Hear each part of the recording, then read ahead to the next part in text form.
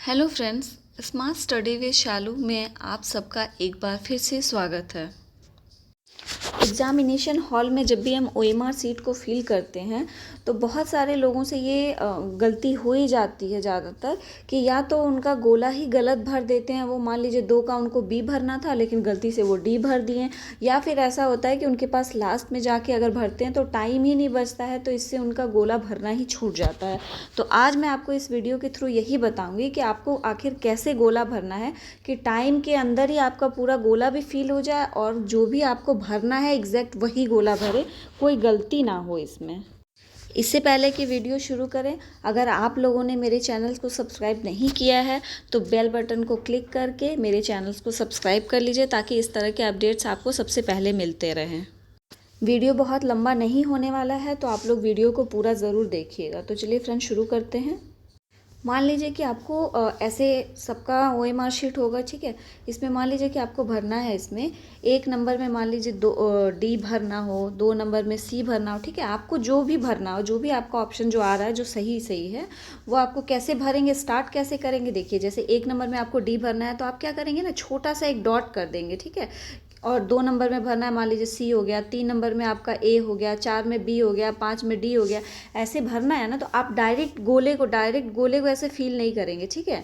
आप क्या करेंगे, गोले को भरने से पहले सिर्फ एक छोटा छोटा डॉट डालेंगे सब में, ठीक है। डॉट डालने से क्या होगा ना कि जब आप क्वेश्चंस को वापस से देखेंगे और जब गोला भरने जाएंगे ना तो आपको पता चल जाएगा कि नहीं, मान लीजिए अगर 1 नंबर का आपको सी भरना था, ठीक है, और गलती से आप क्या किए, डी पे डॉट लगा दिए हैं, ठीक है।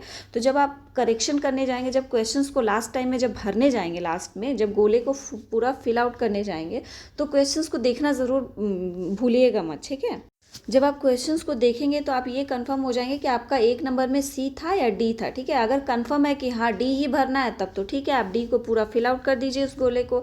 लेकिन जैसे मान लीजिए कि 2 नंबर का क्वेश्चन है, आपको बी भरना है और आप सी में टिक लगा दिए, ठीक है। तो अगर फर्स्ट टाइम अगर आप गोला भरते हैं तो ये तो आपका सी में आप तो गोला भर दिए हैं, तो कोई ऑप्शन ही नहीं है आपको कि आप इसको कोई करेक्शन कर सकते हैं या कुछ भी। जो भर दिए अगर वो गलत है तो गलत है, तो कुछ नहीं कर सकते। इसीलिए जब हम अगर मान लीजिए डॉट किए रहेंगे और अगर हमको भरना रहेगा सी और हम भर देते हैं बी, तो आप क्या करेंगे ना कि उसको करेक्शन कर सकते हैं। अगर डॉट किए हैं तो उसको छोड़ दीजिए, क्योंकि कभी भी कंप्यूटर जो है गोले को 75% कम से कम भरा रहेगा तभी वो एक्सेप्ट करता है, ठीक है। अगर 75% से कम अगर आप गोले को फिल करते हैं तो वो एक्सेप्ट नहीं करता है। तो अगर सिर्फ आप छोटा सा डॉट करते हैं तो कंप्यूटर उसको एक्सेप्ट करेगा ही नहीं। तो अगर वो गलत है तो आप उसको छोड़ के नेक्स्ट वाला जो आपका सही है आप उस गोले को पूरा फिल आउट कर सकते हैं। तो इससे क्या होगा कि आपका क्वेश्चन गलत तो नहीं होगा, ये तो आपका 100% श्योर हो गया, ठीक है। लेकिन कई बार ऐसा होता है कि हम गोला भरते रहते हैं, लास्ट में सबसे लास्ट में भरते हैं, तो हम क्या होता है कि जब मेरे गोले छूटने लगते हैं तो हम एकदम से पैनिक हो जाते हैं कि अब क्या होगा। तो उस चक्कर में क्या होता है ना कि जब हम लोग क्वेश्चन से भरने लगते हैं, मान लीजिए तो 59 का अगर भरना हो सी, तो हम लोग वहाँ पे ओएमआर शीट में ना गलती से डी भर देते हैं, फिर 60 का बी भरना है तो ए। तो इस टाइप से बहुत सारे गलती होते हैं, या फिर हम लोग का क्या होता है कि गोला ही छूट जाता है, ठीक है। लेकिन अगर आप इस तरीके से पूरा डॉट डॉट किए रहेंगे ना तो आपको पता है, आपको क्वेश्चन पलटने की ज़रूरत नहीं पड़ेगी। आप क्या करेंगे, लास्ट में भी अगर भरते हैं, लास्ट के 10 मिनट 15 मिनट भी बचते हैं और सबसे लास्ट में भी अगर भरते हैं ना, तो आपको पता है कि आपको क्या करना है। डायरेक्ट ऐसे जितने भी आप मार्क्स किए हुए हैं बस उसी को तो गोला भरना है, तो वो आपका 5 से 10 मिनट में हो जाएगा अगर मार्क किया रहेगा तो। इस चीज़ को आप ध्यान रखिएगा। तो गोला अगर आप मेरे बताए हुए तरीके से भरते हैं तो आपका 100% सही होगा, ठीक है। और हाँ, ये नहीं कि गोला भरने आप जा रहे हैं तो डायरेक्ट, अगर आपका पहली बार एग्ज़ाम दे रहे हैं तो डायरेक्ट एग्ज़ाम हॉल में मत भरिएगा, ठीक है। सैम्पल ऐसा वाला आता है ओएमआर शीट का, वो आप गूगल से डाउनलोड कर लीजिएगा और उसका प्रिंट निकाल के आप घर में 1-2 बार प्रैक्टिस ज़रूर कीजिएगा। और जो मैं तरीका बता रही हूँ ना, इसको आप घर में 1-2 बार प्रैक्टिस करके ज़रूर फिल आउट कर लीजिएगा। इससे आपका गलती होने का जो संभावना रहेगा ना वो एकदम ना के बराबर हो जाएगा, ठीक है। मैं आपको डायरेक्ट जो बीपीएससी ने डेमो ओएमआर दिया था, मैं डायरेक्ट आपको वही डेमो पे करके दिखाती हूँ। तो ये आपके स्क्रीन पे बीपीएससी टीआरई 2 का डेमो वाला ओएमआर शीट है, आप देख सकते हैं न। जो अभी बीपीएससी टीआरई 3 का जो एग्ज़ाम होने वाला है उसमें भी ऐसा ही एकदम सेम टू सेम आएगा। तो आप इसमें देख सकते हैं कि आपको ओएमआर शीट कैसे फिल करना है। ये बाकी सब एग्ज़ाम्स के लिए भी बहुत हेल्पफुल है, क्योंकि ज़रूरी नहीं है कि एकदम सेम टू सेम ऐसा ही ओएमआर है। ओएमआर चाहे कैसा भी है, जो मैं आपको ट्रिक बताई हूँ कि कैसे आपको पहले सिर्फ टिक मार्क करना है वैसे ही आप भरिएगा, ठीक है। तो ये सिर्फ मैं बीपीएससी का दिखा रही हूँ डेमो कि इसको कैसे भरना है अगर इस तरीके से आए तो, ठीक है। जैसे यहाँ पे मान लीजिए उम्मीदवार का नाम है, तो जो भी आपका नाम रहेगा यहाँ पे आप कैपिटल लेटर में लिख दीजिएगा, और यहाँ पे सब्जेक्ट जो भी रहेगा वो आप यहाँ पे कैपिटल लेटर में लिख दीजिएगा, ठीक है।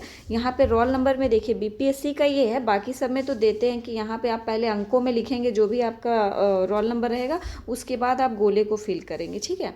तो ये बीपीएससी का है, इसलिए इसमें अंकों में लिखने के लिए नहीं है, डायरेक्ट गोले को ही फिल करना है, ठीक है। और यहाँ पे बुकलेट सीरीज आपका पहले से ही रहेगा।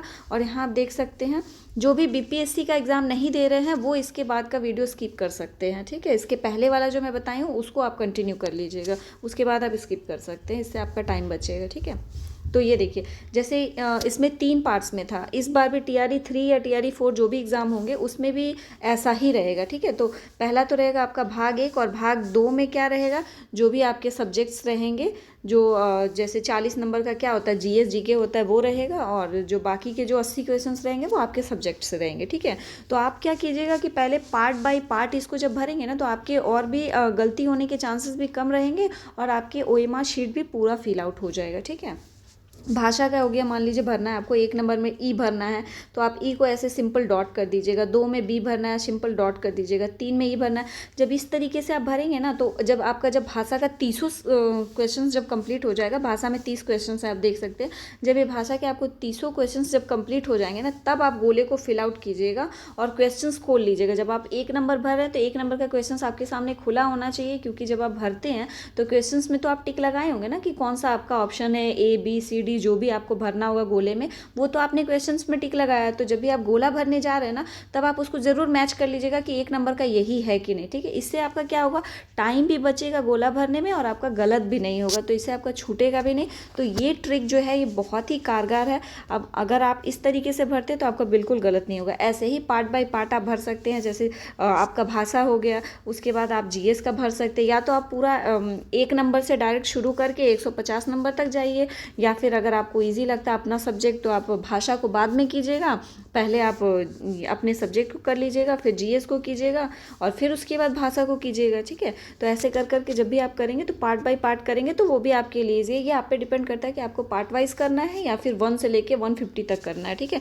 जैसे आपको कंफर्टेबल लगे आप वैसे कीजिएगा, लेकिन जो तरीका मैं बताई हूँ कि पहले आप उसमें छोटा सा डॉट मार्क्स कीजिएगा, उसके बाद ही गोला भरिएगा, तो आपके ऐसे क्वेश्चन भी बहुत गलत होंगे, और आपको बाद में देखना भी नहीं पड़ेगा कि आपके छूट तो नहीं गए ना, ठीक है। तो अगर आप ये तरीके से करते हैं तो आपको बहुत हेल्पफुल होगा। अगर ये मेरा वीडियो थोड़ा भी आपके लिए हेल्पफुल है तो प्लीज़ मेरे वीडियो को पूरा देखिएगा, और लाइक एंड सब्सक्राइब कमेंट्स करना मत भूलिएगा। तो मिलते हैं नेक्स्ट वीडियो में नेक्स्ट टॉपिक के साथ। Thank you.